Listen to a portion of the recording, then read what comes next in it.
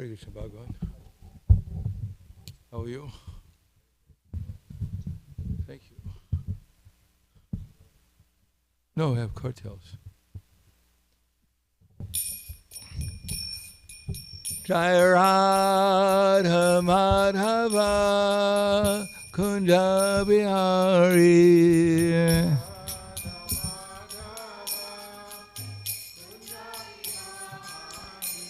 Jai Radha Madhava Kunda Bihari.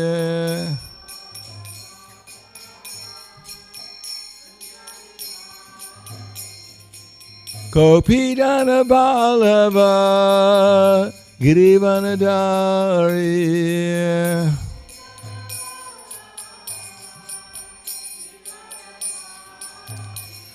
Gopidana Balava Girivanadari.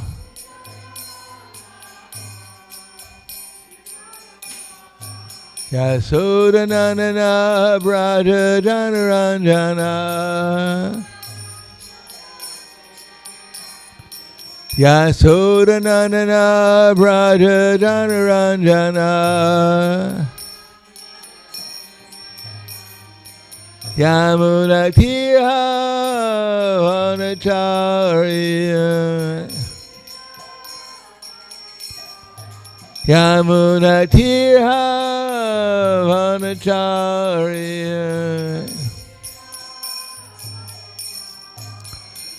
Jai Radha Madhava Kunda Bihari.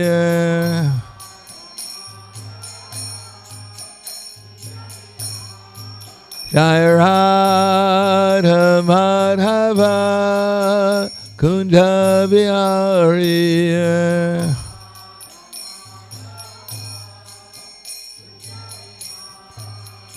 Gopidana Balava Girivanadari.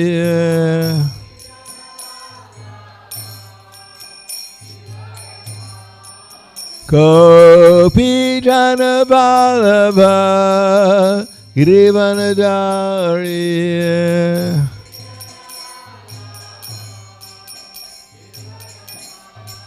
Yasodanana Brata Dhanaranjana. Yasodanana Brata Dhanaranjana. Yamunatiha Vanacharya. Yamunatiha Vanacharya. Jai Radha Madhava Kunda Bihari.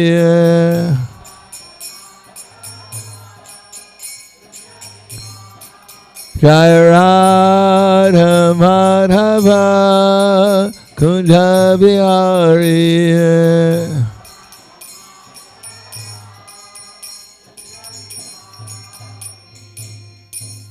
Jayam Vishnupad Paramahangsa Brahmadakacharya Asadhara Sadushi Shiman. His Divine Grace Shalasi Bhaktivedanta Smaraj Srila Prabhupada Ki Jai. Gaur Premanande Haribol. Glories to the sound devotees. All glories to Shri Guru and Shri Gauranga. Om Agyanatavinandasya Gananjana Salakaya Chaksur Militam Yena Tasmai Shri Guruve Namaha. Shri Chaitanya Manobhishtam Stapitam Yena Bhutale Swayam Rupa Kadamayam Tadati Swapadantikam Vandeham Shri Guru Shri Yuta Padakamalam Shri Guru Vaishnavam Scha Shri Rupam Sagradatam Sahagana Raghunatam Vitam Tam Sajivam Sarvaitam Savadutam Prijana Saitam Krishna Chaitanya Devam Shri Radha Krishna Padan Sahagana Lalita Shri Vasakam Zvitam Scha Hey Krishna Karna Sindhu Dinabandho Jagatpate Gopesha Gopika Kanta Radha Kanta Namostute Tapta Kanchana Gaurangi Radhe Vrindavaneshwari Prashubhanu Sutta Devi Pranamami Hari Priye Panchakalpa Trivyascha Kripa Sindhuvyavacha Patitanam Pavanebhyo Vaishnavebhyo Namo Namaha Shri Krishna Chaitanya Pranityananda Chadvaita Gadadhar Shivasadi Gaura Bhaktivinoda Hare Krishna Krishna Krishna Hare Hare Hare Rama Rama Rama Hare Hare Om Namo Bhagavate Vasudevaya Om Namo Bhagavate Vasudevaya Om Namo Bhagavate Vasudevaya. Srimad Bhagavatam, Canto 1, Chapter 2, Divinity and Divine Service, Text number 5. Muniyak Sadhu Prishtoham.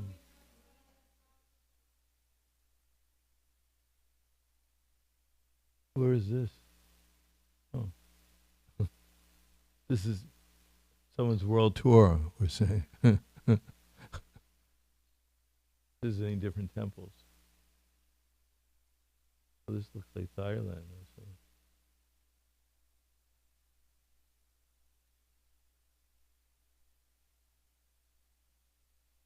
That was quite interesting. Maybe we should just watch the video.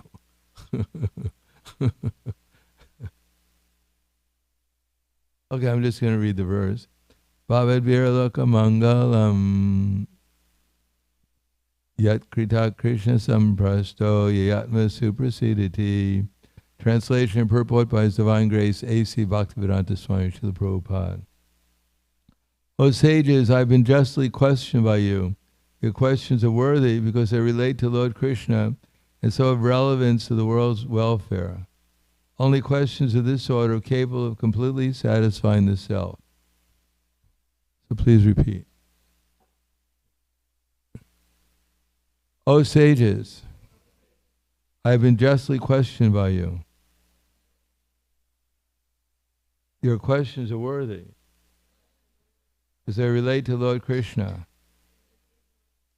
and so have relevance to the world's welfare. Only questions of this sort are capable of completely satisfying the self.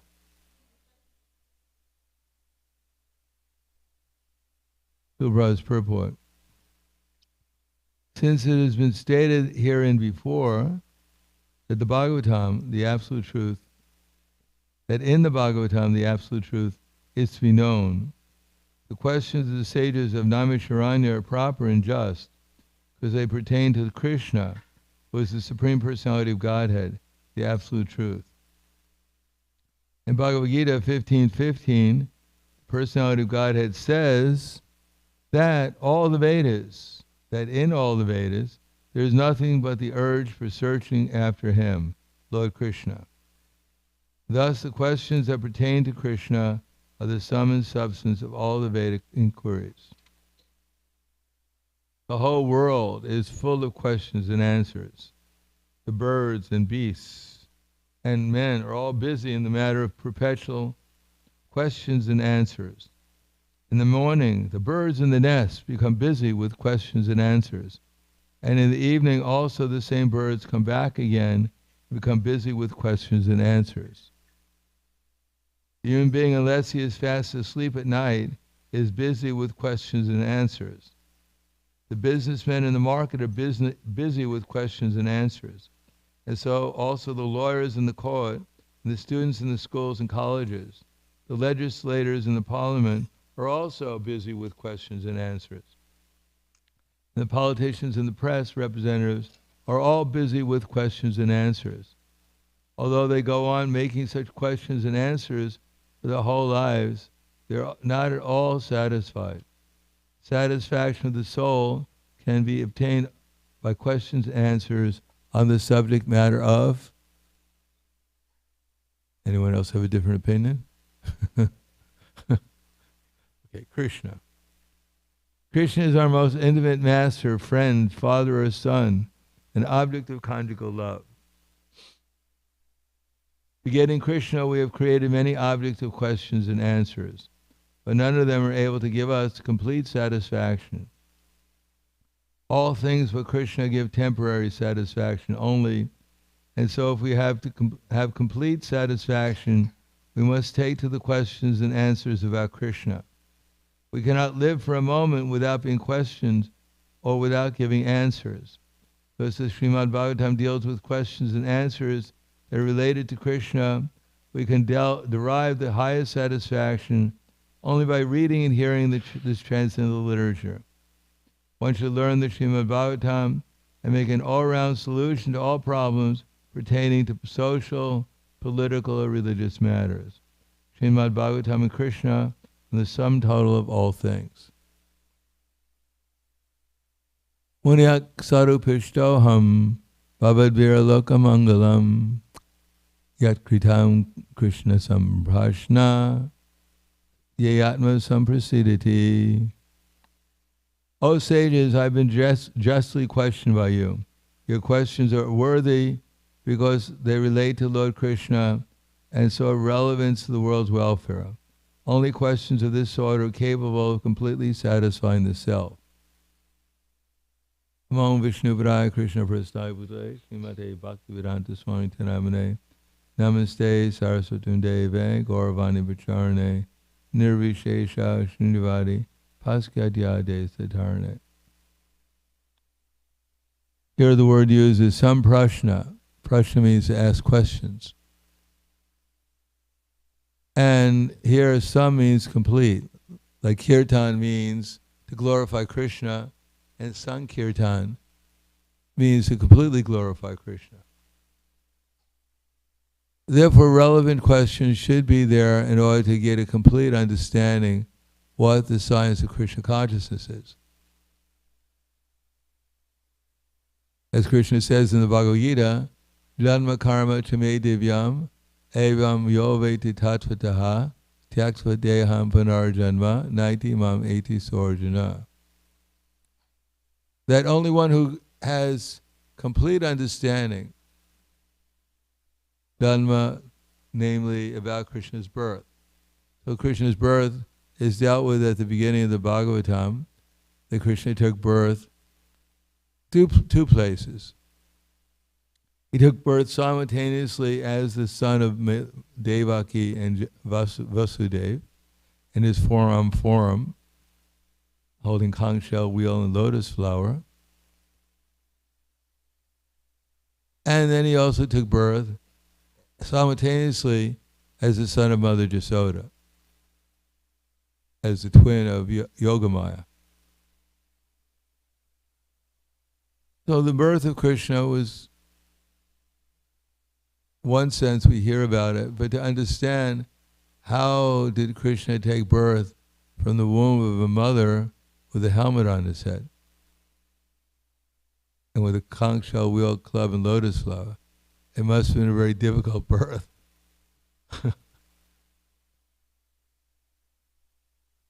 In any case, this will be explained.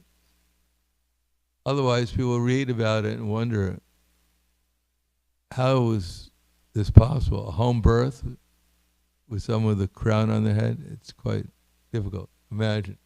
So this will also be explained later on in more detail in the Srimad Bhagavatam. And then Krishna's activities. This is more or less what the whole Bhagavatam is about, Krishna's activities. But the word here is used in that verse, tattva. Tat means, in English, it's very easy to learn that Sanskrit word, at least in English, because tat means that. You just add an H, and you get that. And tva means a collection of things. So it's a collection of things that was observable by someone, that you can have complete understanding because they're within the realm of perception or experience of the person. So to know Krishna's tattva means we have to know Krishna directly. Otherwise, we can hear the Bhagavatam and we can repeat it, or Bhagavad Gita, we can quote it, but that may be like licking the bottom of honey. Because there's a difference between hearing and experiencing. There doesn't have to be in terms of the Bhagavatam, at least, because if we hear with rapt attention from the right source, with the right attitude, then we can actually experience Krishna and everything about him, because the Bhagavatam is non-different from Krishna. Similarly, Bhagavad Gita is also non-different from Krishna. But that depends upon our hearing it from the right source, because we at least theoretically accept within the Hare Krishna movement that we're hearing it from the right source, that Prabhupada is the right source. It's not that everyone necessarily agrees that, Prabhupada is the right source, but if we want to be in the Hare Krishna movement, at least we have to theoretically accept that Krishna is representative of Srila Prabhupada.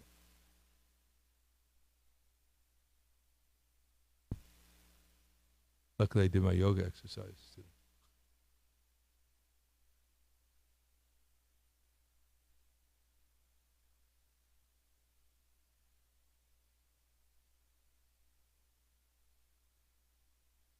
First of all, we have to accept that Krishna might be the Supreme Personality of Godhead. Otherwise, we're just wasting our time. And if we think, well, I already know Krishna is the Supreme Personality of Godhead, we're also wasting our time.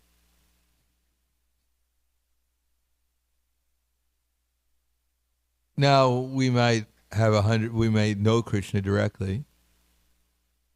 We may have just spoken to him before the Bhagavatam class. Then we won't be wasting our time. Or if we have the attitude that I'm here to learn about Krishna, that there might be something I don't know about Krishna, so that I can actually not only theoretically accept Krishna as the Supreme Personality of Godhead, I can develop my faith in Krishna by experience, or at least be on the path of experience. In the Bhagavad Gita, Krishna says, to come to this tattvataha, this direct experience of Krishna, he says, tadvidi pranipatena pariprashnena sevaya upadekshanti te jnanam jnaninas tattvadarshanah. So in the purport, Prabhupada begins the purport of that particular verse, which I think most of us might be familiar with. Just try to learn the truth by approaching a spiritual master, inquire from him submissively and render service unto him. The self-realized soul can impart knowledge unto you, or souls, depending on your translation you have, because they have seen the truth, or you have seen the truth.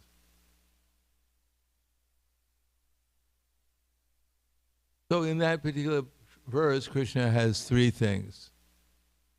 First of all, we have to be inquisitive. Now, generally after the classes, sometimes we ask the devotees, do you have any questions? And everyone looks like they're looking at someone from outer space. The whole room becomes silent. Even the birds outside become silent. Everyone stops breathing. Searching internally. And then the speaker usually says, all right, if there's no questions, then the next question is, what time is prasadam? Question that everyone's really worried about. No, but just by coming to class, it's actually asking a question. We should be asking, just by coming to class with the right attitude, we're being inquisitive. At least we want to find out what this speaker has to say. See if he tells any jokes or what slokas he at least we're inquisitive to find out what experience am I going to get from this class, if any at all. Or if I'm going to be able to stay awake during the class. That's inquisitiveness. So we're always inquisitive. Just like we open the door, we'll walk outside, we look at both ways because we're inquisitive. Is there anyone else in the hall? Am I going to bump into anyone? We're always asking questions. And here it says that the birds are, even the birds are asking questions. What to speak of a human being? Do you know what the birds say when they ask a question? What What's that? Yes, that's beep, beep. I, st- I study bird language too. Do you know what the answer is? Beep, beep, beep. The worm's over there.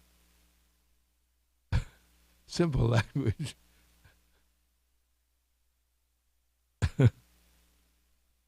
So even the birds they're always getting the answer. It's a simple thing. Beep, beep, beep. It's over there. And beep, beep, beep, beep is thank you. So birds they don't have very much to worry about.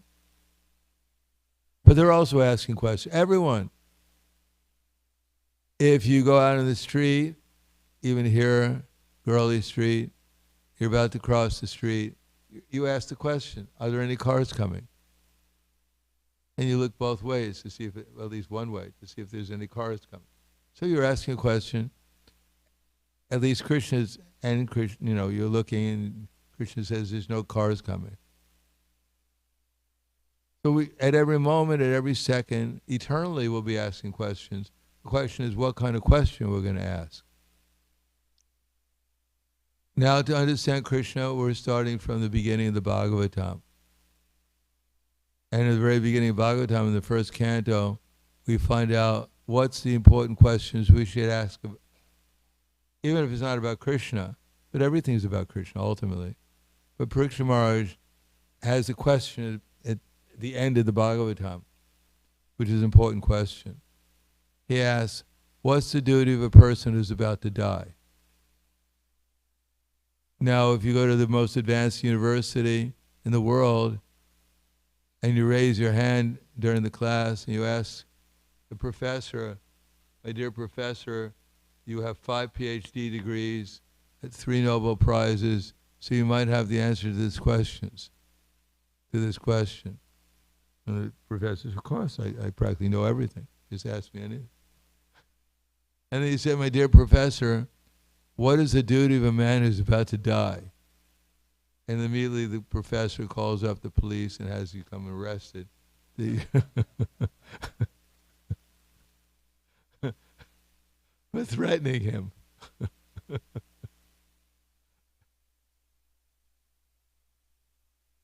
Because they don't have the answer. They think they know everything, but they don't have the answer to that question. But Parikshit Maharaj, he had 7 days left to live. And he wasn't asking about what the weather's going to be like on the Ganges, where he's going to sit down for 7 days. Does anyone know a good Ayurvedic doctor is the antidote for snake poison? He didn't ask any of those questions. He asked, what is the duty of a person who's about to die? And even the great learned sages who were present there, excluding, of course, Vyasadeva was there, Narada Muni was there. But even these great sages and demigods from the whole universe who came there to accompany Maharaj Parikshit at the time of death, they couldn't even answer the question. And unless we had gotten the Bhagavatam, if someone would have asked us when we were, what is the duty of a person? We wouldn't have any idea either. And finally, somebody came with the answer. Of course, Vyasadeva could have given the answer, but he knew what was going to happen. Narada Muni could have given the answer, but they knew that this is a very special advance where these questions and answers would be all about Krishna. Just as Krishna had arranged it to put Arjuna into illusion, so that Arjuna could ask the perfect questions and Krishna could give the perfect answers. So immediately Shukadeva Goswami came and Parikshit Maharaj asked the question, what is the duty of a person who's about to die? And Shukadeva Goswami was ecstatic. He said, finally someone asked me this question. Everyone was asking how's the weather today and other questions. But finally someone asked an intelligent question. And it is related by Shukadeva Goswami, Varyan Eshate Prashna, Krito Lokahita Ripaha, Atmatam Savatat Pumsam, Shrotavyadishu yakparha. This question is variant. It's glorious. Because it's good for everyone. What other question is good for everyone? Prabhupada said, and they asked a question during one class I was listening to today. He was saying, how big is a newspaper in India? Anyone ever go to India, see the newspapers? They put them on the back of the airplane seats. And even if you have a short flight for 15 minutes, you can read it. And a population of practically 1.5 billion people, they have a newspaper with like 20 pages or something. And it's all about the same politicians. More or less the same lies they told last year that everyone forgot. And they're just repeating them again.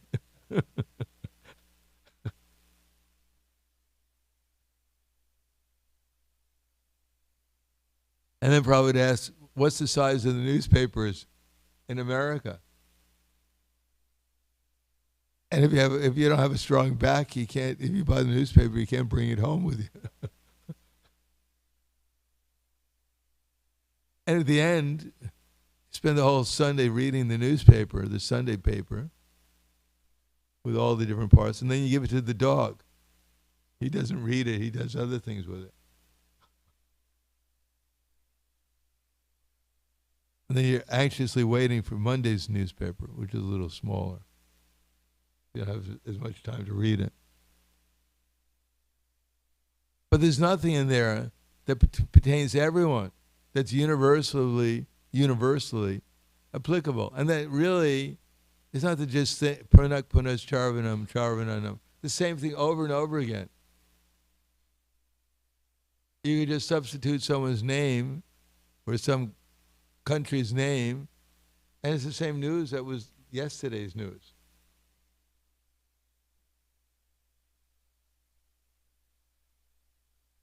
The same promises by the politicians that no one really believes they're going to fulfill. Just like in astrology. There's one science of astrology called mundane astrology, where they predict about what the world events. And the technique is to figure out what the world events. You make 100 predictions about what's going to happen. And if one event happens, then you declare yourself 100% successful. You understood the future perfectly. Because one of the events you predicted came true. And the technique, like for war, the World War III, everyone asks, when's the World War? You just keep on giving it a date, and if it doesn't work, you keep on giving the next date. And eventually you'll get it right. Just like even if your watch doesn't work, it's accurate at least twice a day.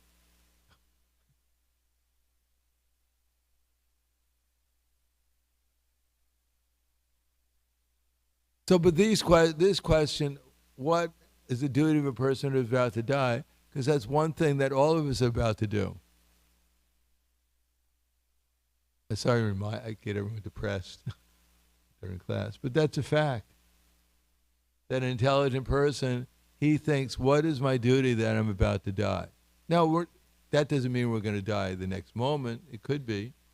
But even if we live another 50 years, 100 years, each one of us, that's not very long. Brahma came and he stole all the cows and calves of Krishna, mostly calves. They were all young boys at that time. They were herding calves. And the cowherd boys. And he hid them in a cave. And he left. And he came back, not in a second, he came back in a nimesha, which is just a fraction of a second. But his fraction of a second is a year of our time.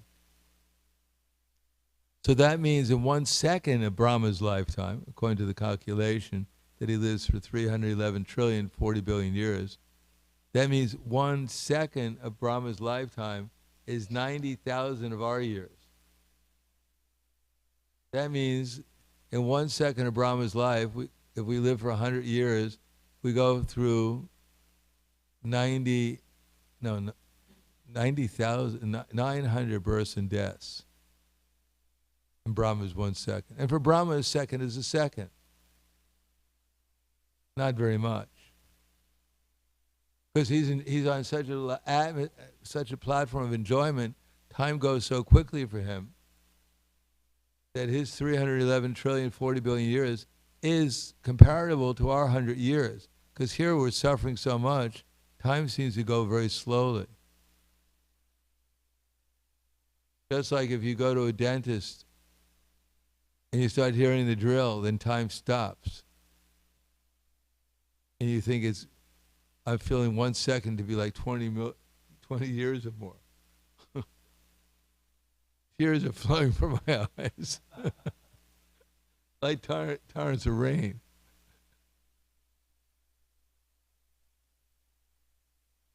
So we're all about to die. But so therefore, what is the Bhagavatam tells us what our duty is, what our duties are, now that that time of changing this body is about to take place. But unfortunately, Shotavyadishi Rajandra, Srinam Shanti Sahasrashaha, Apashitam Atmatatvam Griheshu Grihane Medinam. That generally people in this world, they have hundreds and thousands of questions, but they're not about Krishna. What are they about? Nidriya Riyate Naktam, Bhavavayena Chapavaya. Nidra Riyate Vayam, Bhavavayena Chapavayam. Divya Charteva Rajan Kutumba Bharanenava. They're basically about eating, sleeping, mating, and defending, and making money in order to do that in a very nice way. All these newspapers every Sunday, that's what it's about. A heavy emphasis upon eating and sleeping, and then something about mating, and of course a lot about defending also.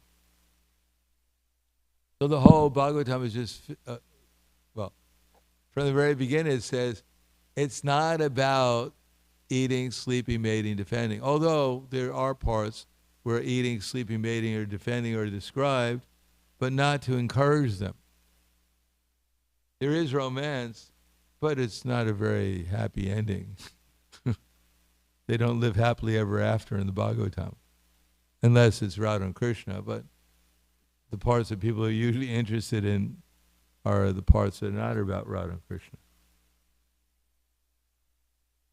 So there's hundreds and thousands of questions about the same thing over and over again. And what's the problem with that? Isn't there happiness in eating, sleeping, mating, defending? What's the problem? Otherwise, why are people so interested in it? Because actually what people are most interested, even above eating, sleeping, mating, defending, they don't want to die. They don't want to leave this body. Even people who are suffering, in the body, generally they don't want to leave it. It's like I told the story, a devotee was in Howrah railroad station in West Bengal. And there was one beggar, homeless person on the railroad tracks looking for cigarettes. Cigarette butts. One train came along and ran him over, cut his body in half.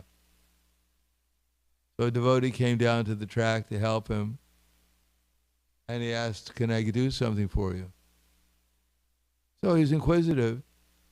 He wanted to find out how he can help him, and the homeless person's answer, whose body was cut in half, was, "Do you have a cigarette?" So it was a valuable question. How can I help you? And he asked a question in return, but it wasn't a very valuable question because he wasn't trained to ask anything important. But the Bhagavatam is meant to train us so we can ask some valuable questions and actually get some valuable answers. That's why Parikshit Maharaj was chosen. That's why Shukadeva Goswami was chosen. That's why Krishna spoke the Bhagavad Gita to Arjuna. So we can take advantage of it and actually find out what our duty is before we leave this body. Something valuable for ourselves and others. Therefore, Prabhupada writes at the introduction and the purport to that verse I read, that I quoted, Tadvidi Pranipatena, that the path of devotional service is undoubtedly difficult. So it's not an easy path. We have so many things to do in our lives. We have so many obligations, so many anxieties, so many different things. But actually what we're trying to do is get out of death. We're tired of those who approach Krishna consciousness, they have some understanding. I'm tired of having to change this body all the time, working so hard to survive, and no one survives. In this body, because everyone's eternal, but this body doesn't survive. It doesn't even survive a moment. Every moment our body is changing. We can't even keep it for a moment. We may take a picture for Facebook, and it's posted on Facebook. By the time everyone gets the likes, you have a different body anyhow. Your body's already changed. They liked your old body, which disappeared, but what's the value of that?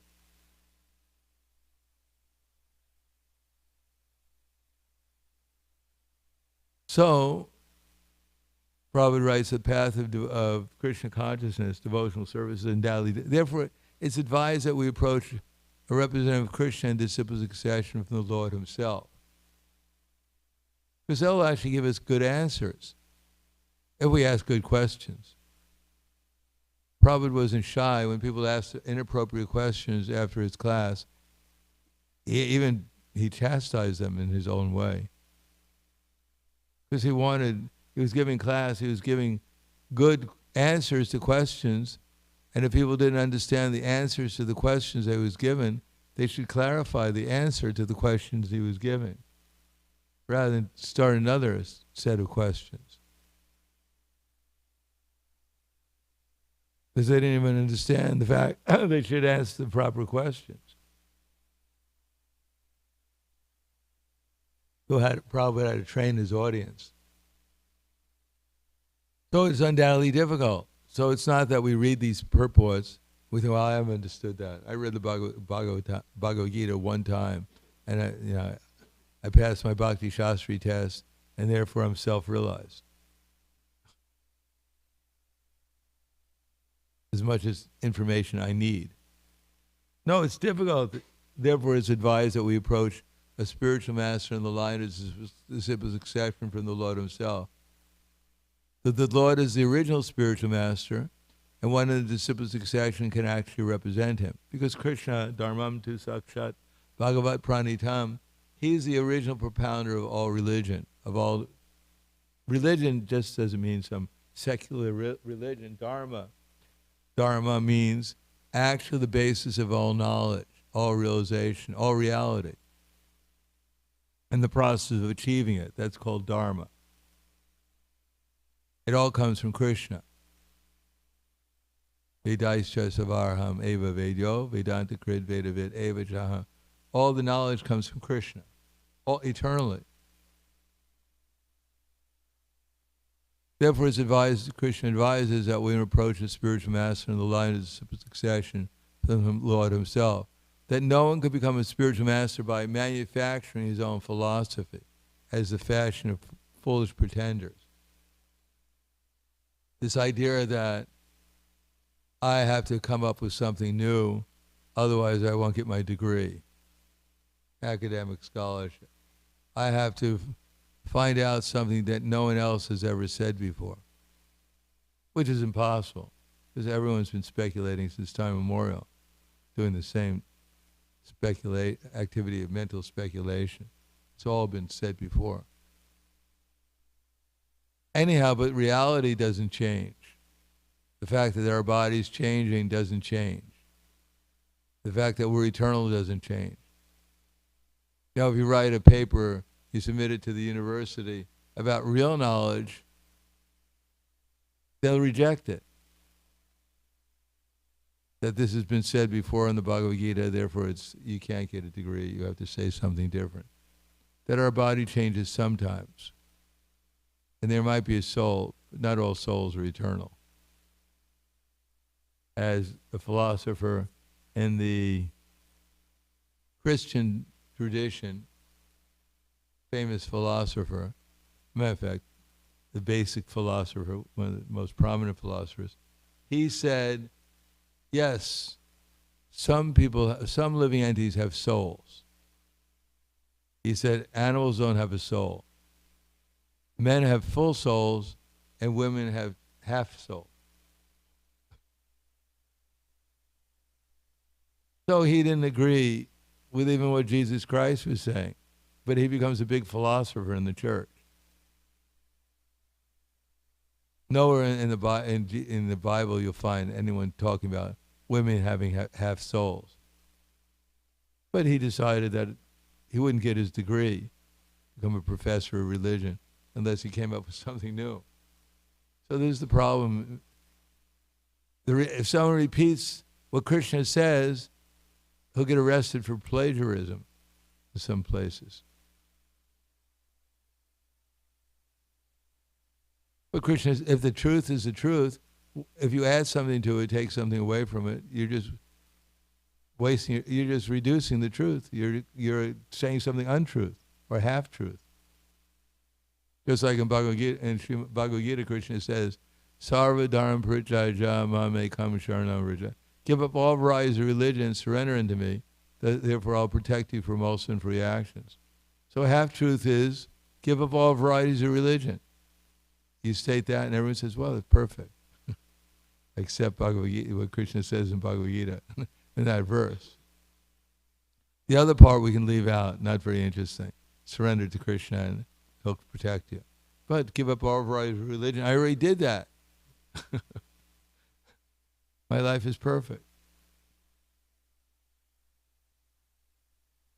And then Prabhupada writes that blind following and absurd inquiries are condemned, that one should not only hear submissive, tarka pratishta shrutiya vibhina asavarishir yasyana bina, that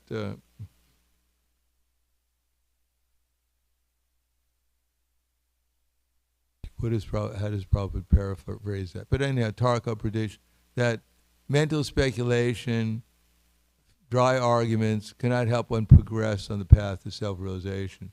One has to approach a spiritual master in the line of succession from the Lord himself.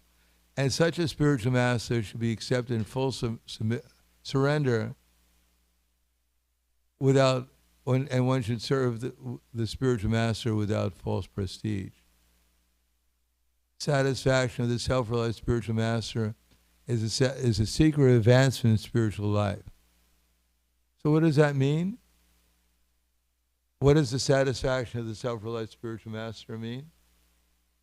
It doesn't mean I give him, all kinds of gifts and I ask him all kinds of foolish questions and I throw him flowers or something. No, inquiries and submission constitute the proper combination for spiritual understanding. Unless there's submission and service, inquiries from the learned spiritual master will not be effective. One has to pass the test of the spiritual master. And when the spiritual master sees the genuine desire of the disciple, he automatically blesses him with genuine spiritual understanding. The spiritual master is interested in that devotees become Krishna conscious. They develop their love for Krishna and see everyone and everything in relationship to Krishna, so they love everyone and everything. They understand properly what's going on. And what is the process? Blind following and absurd inquiries are condemned. That one should not only hear submissively, but one should get a clear understanding through submission, service, and inquiry. So we have to add on, we have to be inquisitive. What actually is going to be saying? Not just simply come and listen submissively, but one should be inquisitive. What's actually being said, so that I can apply it within my life. I can become Krishna conscious. Blind following absurd inquiries are condemned. One should not only hear submissively, but one should get a clear understanding through submission, service, and inquiry. We want to see Krishna within our heart, with prema. That's a clear understanding. That's tattva. Now the other part is the same. that inquiries and submission constitute the proper spiritual combination for spiritual understanding. Unless there is service, inquiries from the learned spiritual master will not be effective. Therefore, when one is always inquisitive and ready to render service, then the reciprocation of knowledge and inquiries becomes perfect. So the combination has to be there. Now, inquisitiveness will be developed when we develop transcendental happiness, either satisfaction, when we actually see we're making progress, that it's actually becoming part of our lives. It's becoming an experience. We're experiencing what's being explained. Then we become more inquisitive, because it's a higher taste that actually makes us inquisitive.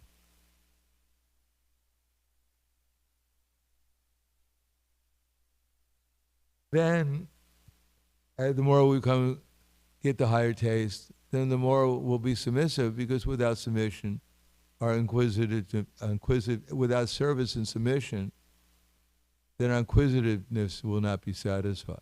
We won't actually get a higher and higher taste. Therefore, we need progressively higher and higher understanding about Krishna consciousness and the process of obtaining it. Even in the spiritual world, they're learning from Srimati Radharani, our Supreme Guru, how to love Krishna more. It never stops. But I'm going to stop. So I'll ask other questions.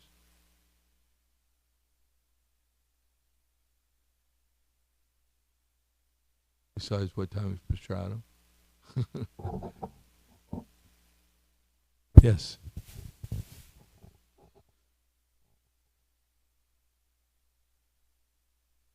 Well, by the time we figure out. Yes. Hare Krishna. So, I find kind of difficult to understand we should do everything for Krishna. Krishna says, whatever you do, do it for me. So if I do some service which is directly connected to Krishna, that's easy. Okay, I'm cleaning the dishes, I'm making the sweets or something that's for Krishna. But most of our day is at our work or something, and then I don't find that much connection between service and Krishna while I'm at the work.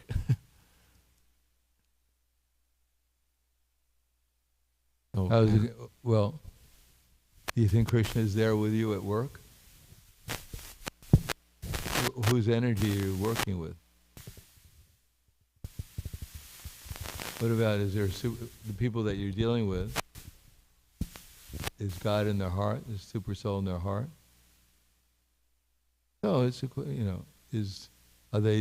can anyone do anything without Krishna's sanction? Can any of us do anything? So it's a question of hearing enough. So we actually, Krishna says, the true yogi observes me in all beings and sees everything in me. Indeed, the self-realized soul sees me, the same Supreme Lord, everywhere. And for one who sees me everywhere and everything in me, I'm never lost to him, nor is he ever lost to me. So it's a question of developing our consciousness, so that eventually we'll see Krishna even in our work. If we utilize the results of our work in Krishna's service, then we'll see Krishna in our work also. And if we develop our consciousness, then we'll remember. And even when we're dealing with our co-workers and so on, we'll remember we're dealing with Krishna's servants. Even if they don't know it, we'll know it. Therefore, our attitude in dealing with them will be different. Thank you for the question. Anything else? Yes, Madhu.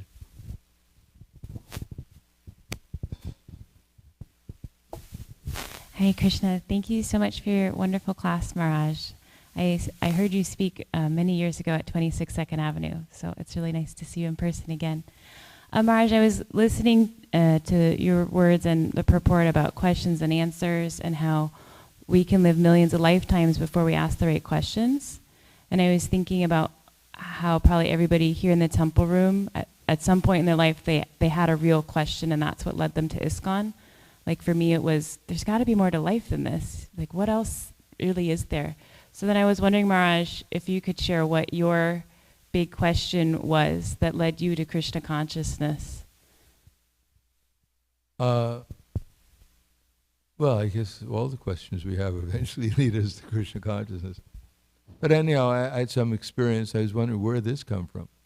It's some spiritual experience. So then I started to, obviously my college courses I was taking didn't answer the question, and I didn't expect it to answer any questions. So then I became curious.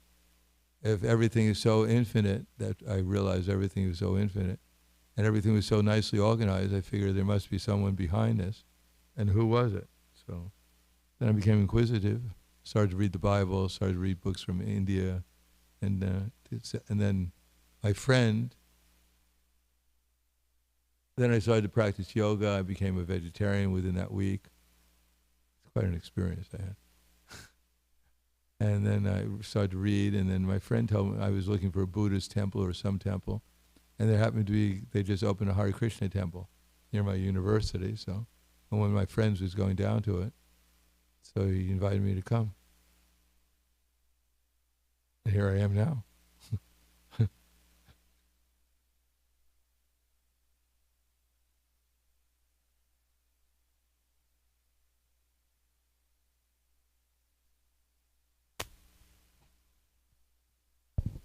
Hare Krishna Maharaj, thank you so much for the class. Maharaj, towards the end, when you're closing the class, you said no devotional service, and then you made the connection to Radharani. Can you enlighten us more on that particular section? I made a connection to what? With Radharani, with the devotional service as... Oh, well, she's in the spiritual world, and even in this world when she's here. She's always telling the gopis how she loves Krishna and what her attitude is. They ask her, how can you love this boy? He cheats on you all the time. So she gives the answer. She says, it doesn't really matter if he cheats on me, that my only desire is that he's happy. That if his happiness is my unhappiness, that's my greatest happiness.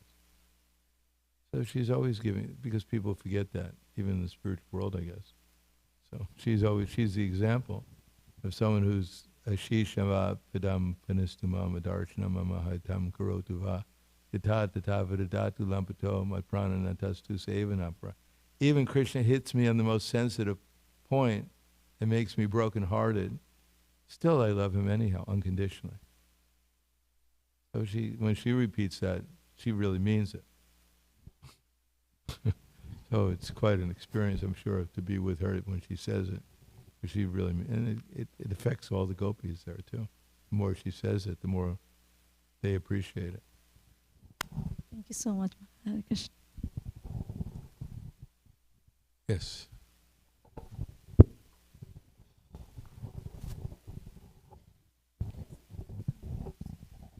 Bhagavad Gita.